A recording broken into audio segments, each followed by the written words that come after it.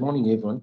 My name is Kwame Owino. I work at the Institute of Economic Affairs, and on behalf of IEA and my colleagues here, welcome you to our third webinar of the year. The title of our webinar today is Higher Education Financing in Kenya. What are the risks, and with respect especially to inflation on the Higher Education Loans Board Fund?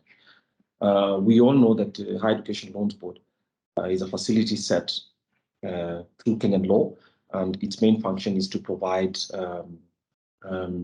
financing for people of tertiary education, specifically TVET, but initially for higher education in Kenya, supporting students both in private and public colleges. So one of the things that we have to, I think the reason in education is important, education financing in Kenya is important, is first because of just the demographic factor. I think about, if you know, depending on what data you read, but judging from the national population census carried out 3 years ago now, 80% of Kenyans are below the age of 40, and about 65 or so below the age of 18, meaning that this is not just a youthful population, but more importantly, that education is going to be a significant factor in determining Kenya's development and outcomes and public welfare in the future.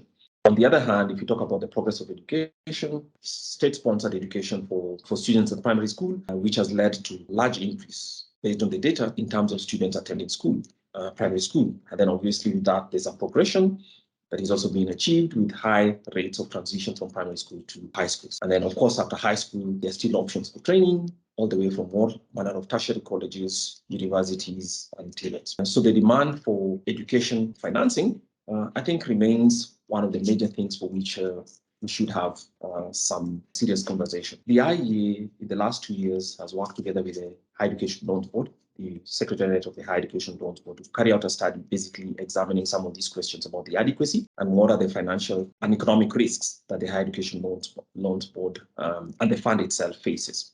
And we've had a couple of discussions, but also in that same time, if you examine the public press and opinions all over, I think there are all manner of questions about how higher education in Kenya, tertiary education, post-secondary school education in Kenya should be funded. I think the truth is that there's a mixture of both public funding on one side, of state-provided resources on one side, and private funding. And the place of a facility such as the Higher Education Loans Board, I think, remains important, and in our view is going to become even more important going forward. So its design and understanding what risks it faces is part of the reason we're having this conversation today. So the IEA has, over the last year, working with the Higher Education Loans Board, been carrying out a study based on data to examine the risks and to identify risks related to inflation and recovery rates, and to see what they mean for the medium term and the availability and expanded access to financing for students who need education. So my colleague Winnie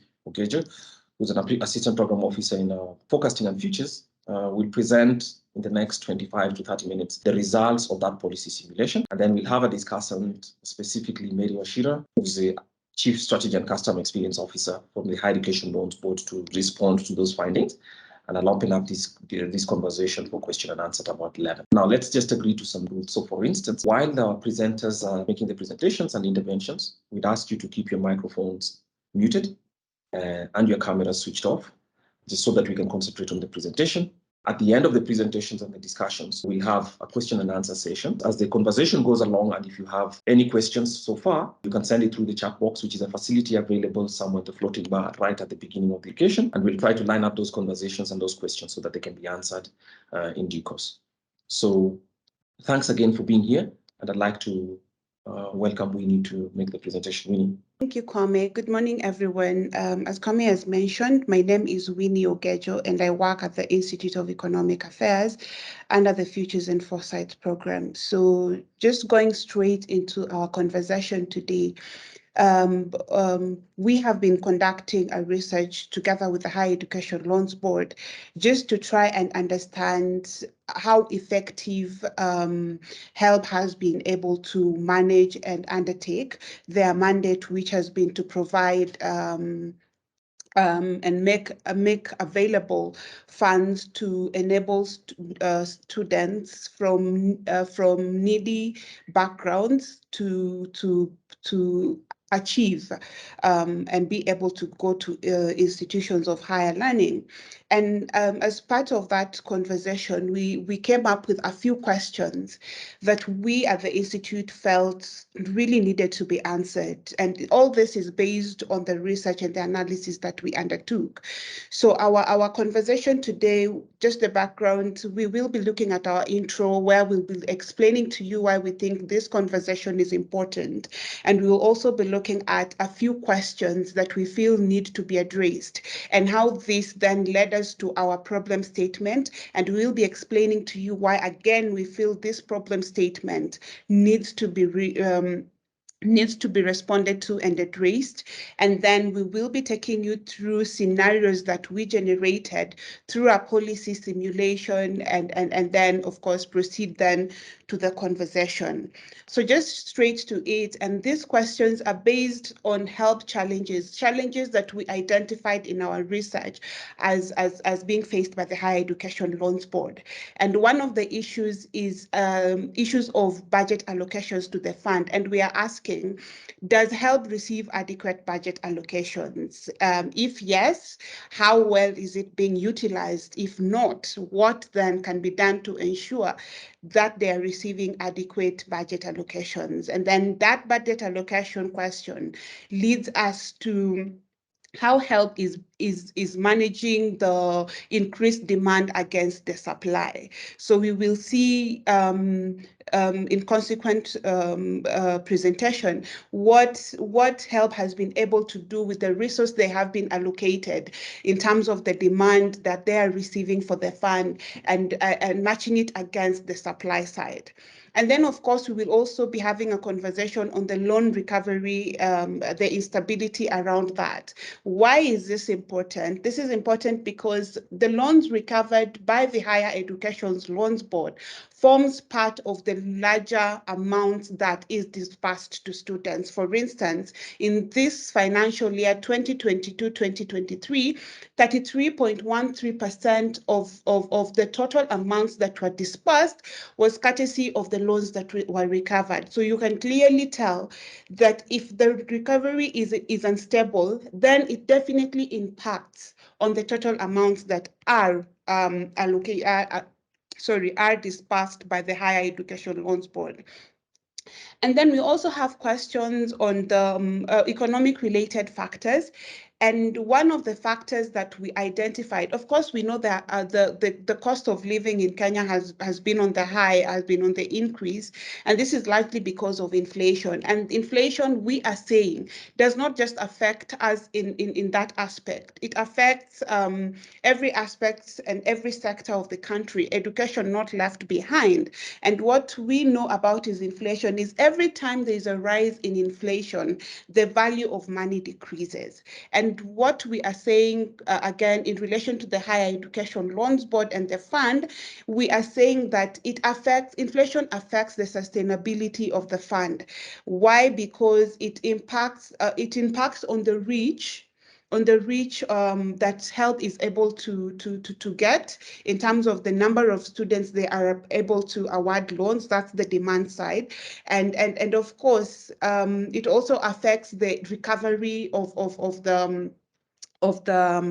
the fund. So just to help us understand why we are saying that the supply and the demand side are very critical, we will look at this graph that shows us the demand side, which is the number of applicants against the number of those who are awarded.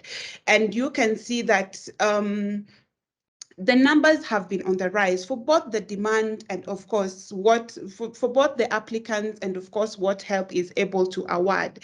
The number that HELB has been able to award has been increasing in as much as they have not reached a space where they are actually saying that all the number of applicants who have been awarded, who have made applications, have been awarded. So please have this in mind as we are continuing to have this conversation because we'll be making reference to this. So this is just to demonstrate the number of applicants against what HELB is able to award. So they're trying to meet it, but of course the demand is increasing. And then in terms of adequacy of funds, if you look at the financial year 2014-15 up until 2019-20, the numbers, the total amounts that were awarded as loans had actually tripled, which is a good thing because taking us back to help trying to meet the demand. So the supply is trying to match up, but not as much as is required, because you can see the number of students who are still not receiving the funds is still on the rise as well.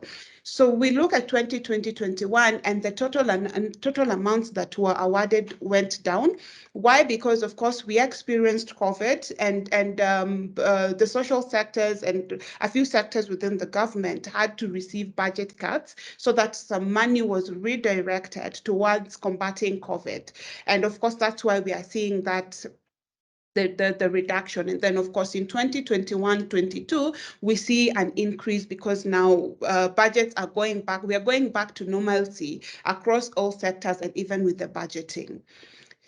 So remember we said that the recovery of the funds is a very critical aspect for the Higher Education Loans Board, because these amounts that are recovered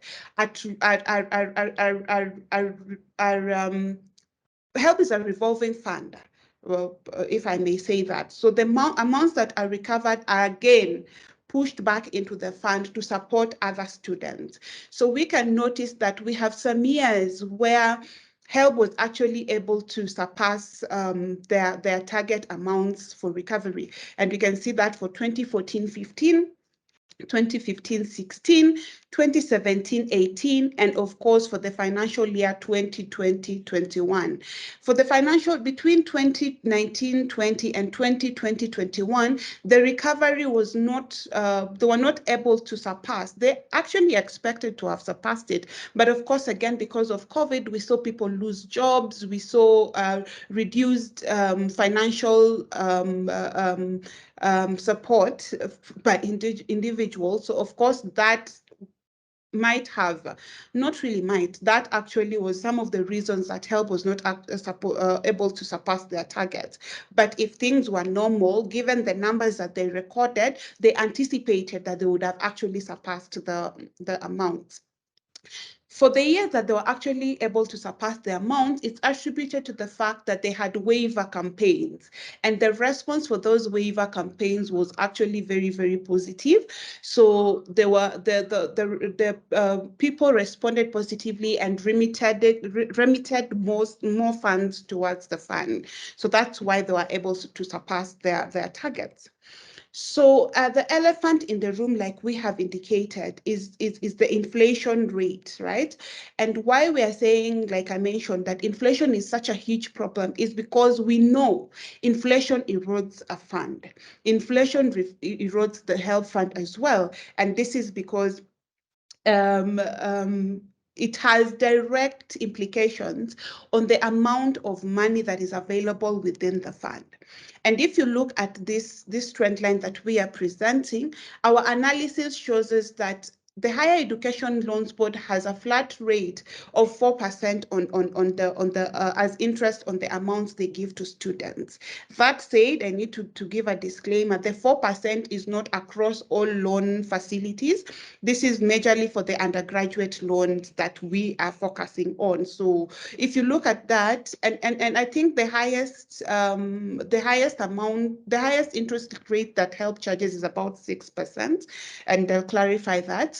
So if you look at that, and we're looking at this 4% rate, you notice that in the years reviewed for the last probably 8 years since 2015, the interest rate, the HELB interest rate has been lower than the inflation rate. So the inflation rate is higher than that 4% by not less than 2 percentage points, or not less than 1.5 percentage points for the years that we reviewed. That shows you what happens with that fund. It is actually being eroded to a large extent, and the economic value of that fund is getting diminished. And that is why we want to have this very candid conversation based on this simulation that we carried out to demonstrate what we mean when we say that this fund is being diminished. That said, we are going direct to the problem statement that we had. The big question we are asking this morning is, what is the effect of inflation on the sustainability and the recovery of the HELB fund?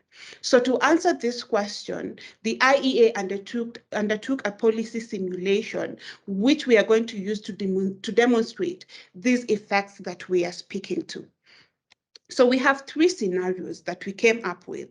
So this scenario is generated from this picture of now. So the picture of now just shows you what's happening within the Higher Education Loans Board as far as the financing is concerned.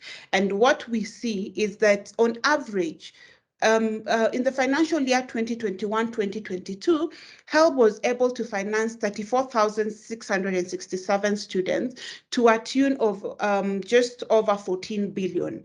And this on average, we are saying that each student received 41,087 Kenya shillings. So this is going to be our base moving forward in this conversation. So our scenario one, we are saying what happens if we factor in for inflation. And this scenario gives us the possible outcomes. Again, scenarios are not predictive. Scenarios just tend to give us possible outcomes. So as we are looking at this, let's not look at them as predictions, but let's look at them as possible outcomes and possibilities that would actually happen if all this is factored in. So for this first scenario, IEA carried out an analysis, and in that analysis, we constructed a deflator. And in this deflator, we used the cumulative average inflation rates since 2015 up until 2022, with 2015 as our base year. And what we noticed from this construction of this deflator is in 2015, the average nominal amount that was awarded to students is 36,532. And this was awarded to 137,800 students to a tune of just over 5 billion Kenya shillings. So from this deflator that we created, we noticed that if we were supposed to look at this 36,532 in present time, we would actually be talking about 61,632. So this has the inflation has created an increase of just over 25,000 within a period of 8 years. So if we were to match the buying power of 2015 in present time, then we need to increase this 36,532 Kenya shillings by about 25,000. So let us look at it against the nominal value of the present nominal value. So in present time, remember in our baseline, we are telling you that each student on average, the 3,442 students, 667 received on average 41,000. That shows you that the fund might be making an assumption that they're making strides in the awards they're giving students, because in 2015, they're awarding 36, and in present time, they're awarding 41. But if you were to look at it in economics, then the strides are not really what they think, because in present time, they're awarding 41,887 Kenya shillings, when in real term, they're supposed to be awarding 61,632 Kenya shillings. So if in present time, HELB was supposed to actually award this 61,632, then they would have been, in last year, they should have been recording, having awarded just over 21 billion. And remember, what they are recording is 41 billion. So this means that there is a deficit, there is a difference of 7 billion that is in deficit. So for HELB to be actually matching the inflation rate in present time, they need to be awarding students 61,632 Kenya shillings. So back to our demand and supply. HELB is making strides in meeting the demand, because notice in 2015 they were awarding they only awarded 137,800 students, and in 2021-22 they were able to award 342. But that stride is being made at the expense of the adequacy. So the adequacy in this case, we are saying, is being sacrificed. I hope that makes sense. So we look at our second scenario, and in our second scenario, we are arguing what would happen if we factored in, if we factored in inflation rate on the loan recovery. So what we are saying again in this slide is, sorry about that. The interest rate is 4%. So we are working with the 2021 numbers of just over 14 billion. And if HELB was to recover, we are working on assumption that HELB is recovering all that money in this financial year of 2022-23. So the amount is being recovered this year. If that was supposed to be the case, then that would mean that they will only be recovering about just over 563 million, given the 4% interest rate that HELB charges. But let's look at it on the flip side and make sure, and now reconsider HELB factoring in for inflation. If HELB factors in for inflation at this point, then it means that HELB will be recovering this just over 14 billion at an interest rate of 11.66%. If this happens, then the amount that HELB will be recovering is the amount that HELB will be recovering is just over 1.6 billion. What does this mean? We are looking at the variance between just factoring in for interest and, sorry, kindly.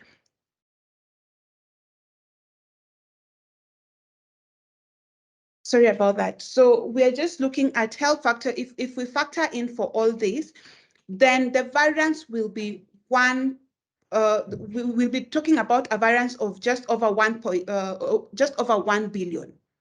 And our argument at the Institute is this variance that we are losing, because that's the amount we are losing by not factoring in for inflation, is adequate to then fund 26,242 students, 248 students. And this number will be, we are having this conversation considering that they will be getting just the average amount of 41,087 shillings that was factored in during as our baseline.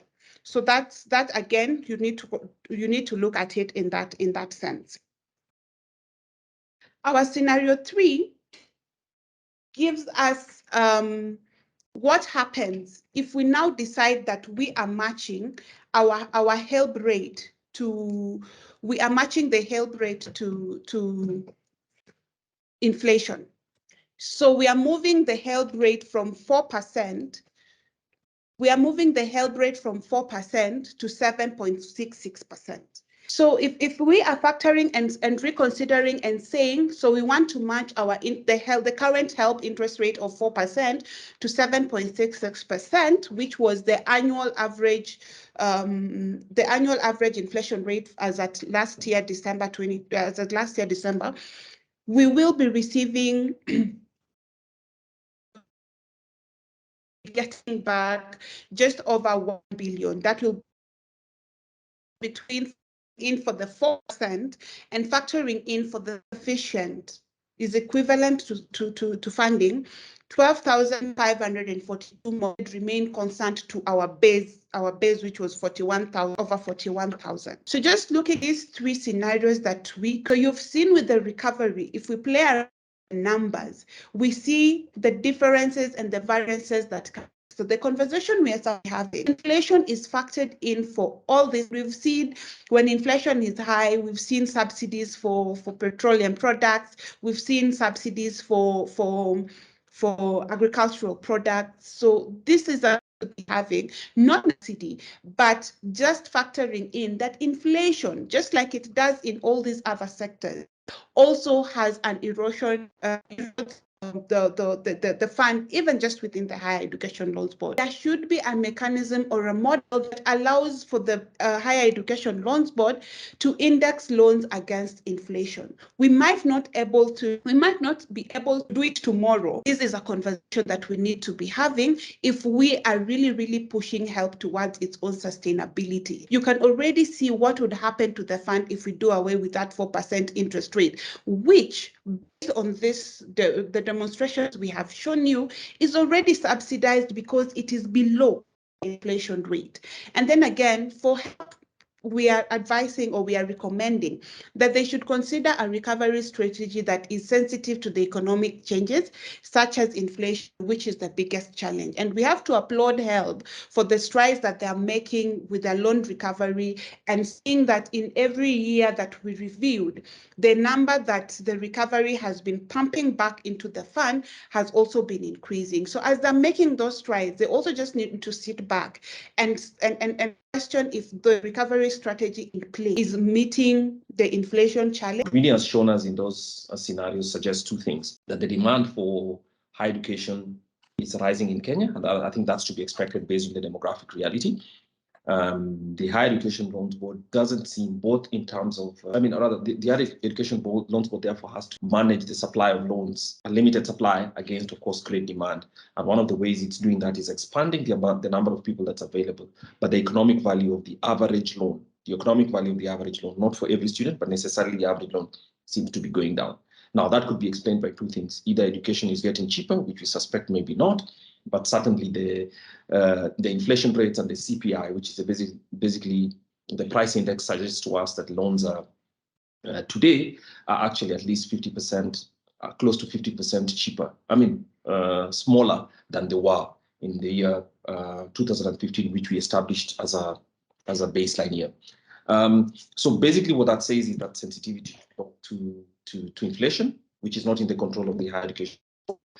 The interest rates, I think, which also apply and which might require some consideration about how the interest rates are set, so that the recoveries. We assume that the recoveries and the effort for the recovery and enforcement, obviously, is something that is in the interest of the Higher Education Loans Board.